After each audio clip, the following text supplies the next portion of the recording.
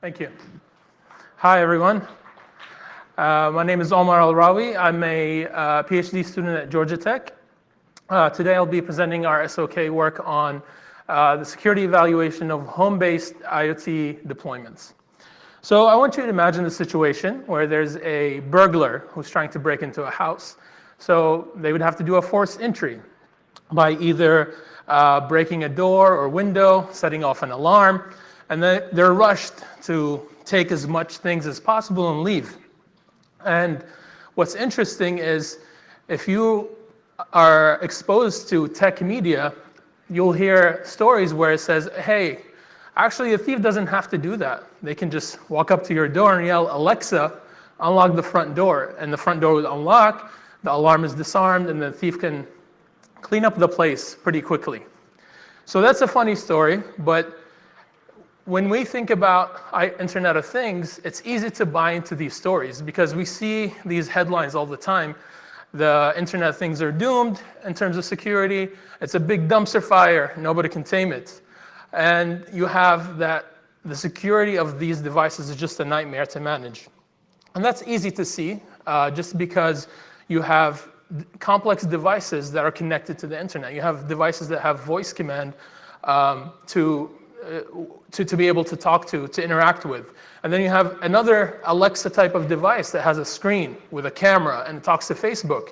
And then you have an oven that watches your food and streams videos of it across the internet. And then a fridge with a gigantic tablet, because why not? So personally, I don't know what type of risk or what type of exposure I'm doing if I buy a connected fridge here. And so you can think about our parents or grandparents who, have no idea how to, they come ask you a question, where's the start menu on Alexa? I don't know if Alexa runs Windows XP, right? That's an easy question to answer, but when they ask, hey, is this safe to have in my house? Am I going to be hacked? I don't know how to answer that. And it's very hard to quantify just because there's so many components to this device. It's important to note that there has been prior work to quantify these security issues in devices, things that have looked at platforms of the IoT devices, attacking the voice interface, securing some of the platforms, skill squatting for apps that are run on these voice-enabled devices. So there's a lot of this work that has already been done, and it actually highlights the security landscape of this devices. And these are very important, but how would I use this information? How can I use this information and tell my parents, this device is a good device. This device, I wouldn't put it in my home, but that's your choice. And it's not a straightforward process. You can't just tell them, go read this paper, because there's that knowledge gap that they have to know about. So wouldn't it be nice to be able to say, hey, I bring this device home. I want to know what cloud endpoints it talks to. I want to know what services it exposes on the network. What about the mobile app? I'm setting up this device in my home, and I have to download an app and install it on my phone, which has a lot of personal information. And what about the network? Does it degrade my quality of service on my home network? Answering these questions would be really nice and be able to quantify the landscape or the ecosystem of these devices. Something like consumer reports, right? So consumer reports gives you a lot of reliability, gives you how easy to use the device. But imagine something like this, but for the security aspect of the device.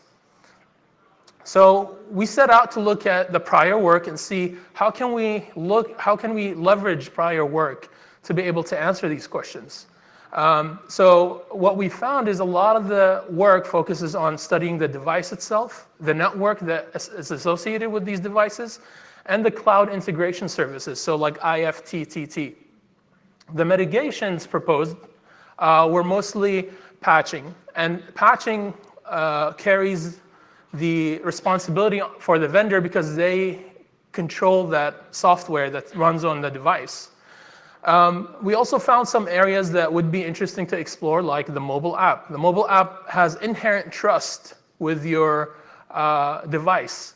The cloud services, the backends, you have Amazon, you have Azure, you have Google, who are offering these IoT backends that would be interesting to see what type of security issues are there. And then secure network discovery protocols. A lot of these devices run UPnP, and we've known UPnP to be insecure for 15 years, but they're still, and even devices that you go buy off the shelf today. And then finally, user control and visibility, to be able to actually get a sense of what the device is doing on your network. So this is what the prior work has done. And we said, OK, we want to step back a little bit and kind of get a holistic view of these IoT devices.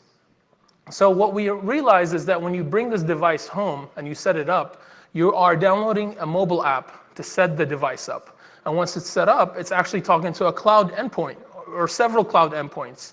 And then within that, there is the network communication that exists between all these components. And this framework that we propose is useful because we can actually use something like this to apply it to all types of devices. So it doesn't matter if it's a vacuum cleaner, right? Or if it's a media device. I can apply this to any connected device over the internet. So we use this to, we said, OK, let's use this framework to evaluate the off-the-shelf devices and see what kind of things we can find. So we wanted to do it in a systematic way. So the first thing, we need to be objective, transparent, measurable, reproducible. These are properties that we want when we do our evaluation. The second thing we wanted is that we want device representation. These devices are extremely diverse. You have things that are that run media, and you have a fridge, and then you have a connected oven. So all these devices are very diverse, and we wanted a representative device set to actually evaluate. And finally, since these are consumer-facing devices, we want the results to be easy to understand. So having that in mind, this is a picture of our lab. We went out and bought a bunch of devices, and we started plugging them in. We thought it was going to be an easy task, but it turned out to be non-trivial, actually. Just the other day, I plugged in a device, and I heard an explosion in the ceiling. So I started thinking to myself, I need to change my name, move to a different state. But we figured it out. It wasn't a big deal. So we take these devices, and we evaluate every single one of them. So how does the evaluation happen? Let's take an example. For the IoT IoT device, what we look for are four things. We look at how does it pair to the internet? How is it configured? Does it operate without configuration? Is it updatable? Can we update it? Does it do automatic updates, or is it manual updates? And then what exposed services are on the network, and are any of them vulnerable? So what we found here for this device, the Mi Casa Vera Lite, there were two remote code execution that affected the UPnP service and the SSH service on the device. For the cloud, we look at what type of backends and how many of backends does it talk to.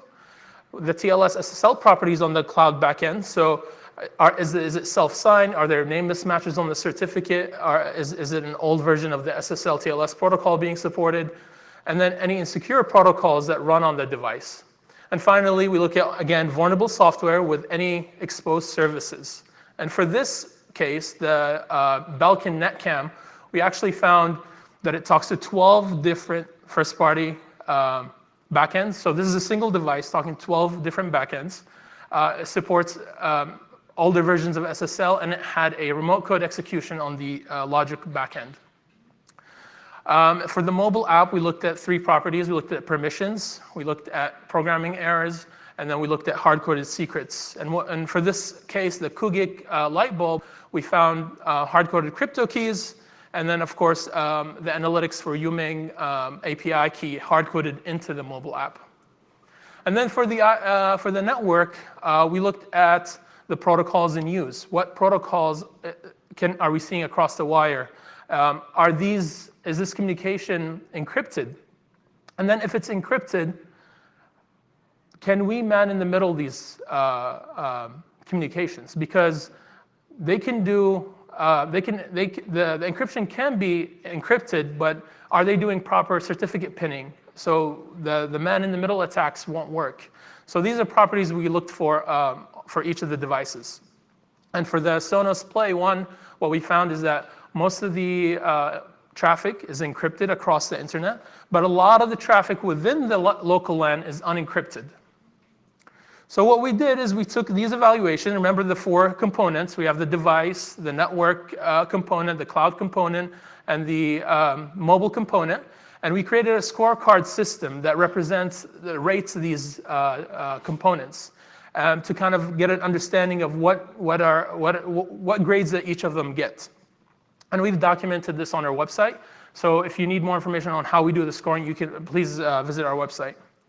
So let's take an example of the grading system. So we have this component framework, the component-based, the 4 parts. We drop in the device, we evaluate it, and then we get a score for that device.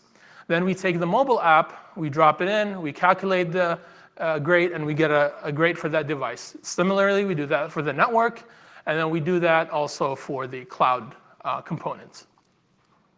So what's interesting here is the variation in score.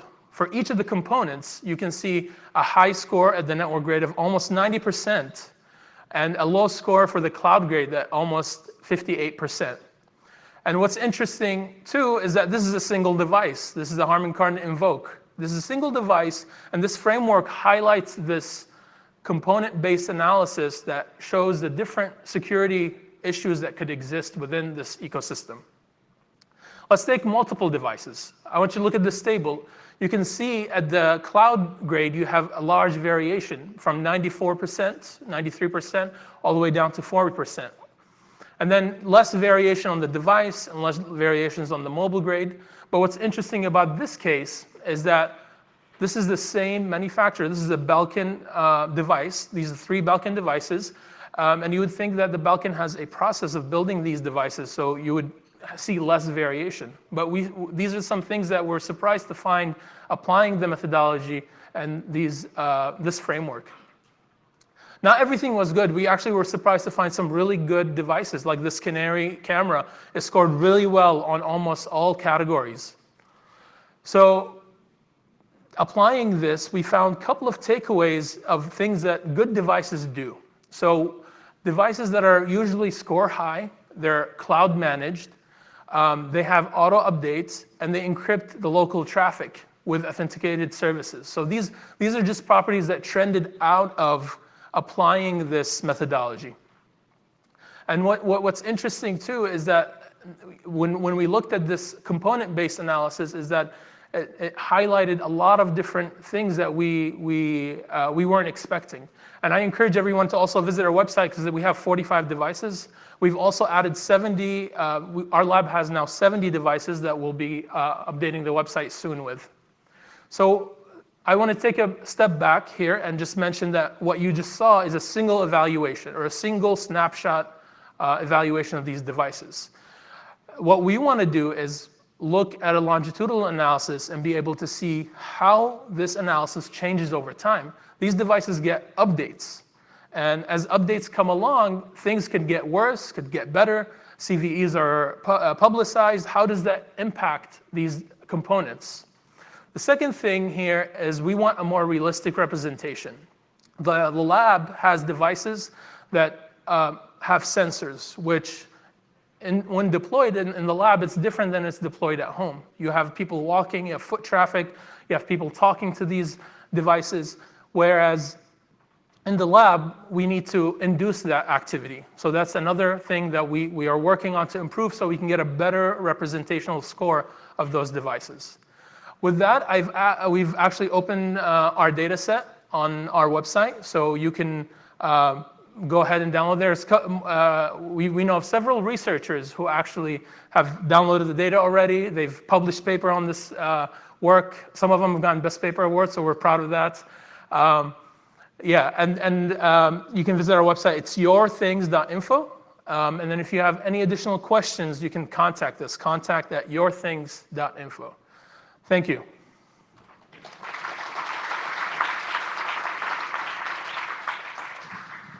Okay, so we have time for a few questions. Please state your name and affiliation. Hi, Tatsuya Mori from Waseda University. Did you look at the correlation between cost and security score? I'm sorry, I didn't understand. Did you look at correlation between the cost and the security level of each device? The cost of the device and the security? We did not. No. Okay, thank you. Yeah. Hi, Meng Fei Ren from UT Arlington. So I read your paper, and in your evaluation, you mainly focus on the IP-based protocols. So did you do any evaluation on lower energy protocol like Zigbee or Z-Wave, or is there any change you have? We have looked at low energy protocols. The challenge there is automating these to be able to do the evaluation in a systematic way. So we are looking to explore that area further, but we don't have anything that's public facing ready yet. Okay, so I also have a few questions. First, how long does it take to do such an evaluation? Because if you analyze 45 devices. Yeah, so we do evaluations on a weekly basis. So for the devices, for the mobile apps, it's automated. The network, some of the network portion requires some manual, like the man in the middle that we're working on to automate. But I would say per device, for this work, when we did the evaluation, I think per device it would take about an hour and a half or so. So 45 devices took us about a week of work. And how about privacy? Privacy is another thing we look at. So if you go to the website, the DNS, for example, the DNS, we consider privacy there. And you'll see some devices actually will not let you change the recursive. They like, for example, the Google devices, they use the 8888 recursive, and you cannot change it. They don't respect, even if you change it and you tell it to use your gateway's DNS, they will actually reach directly out. So that's one of the things we penalize for in terms of privacy in our evaluation. Okay, so thank you, and let's thank Omar again. Thank you.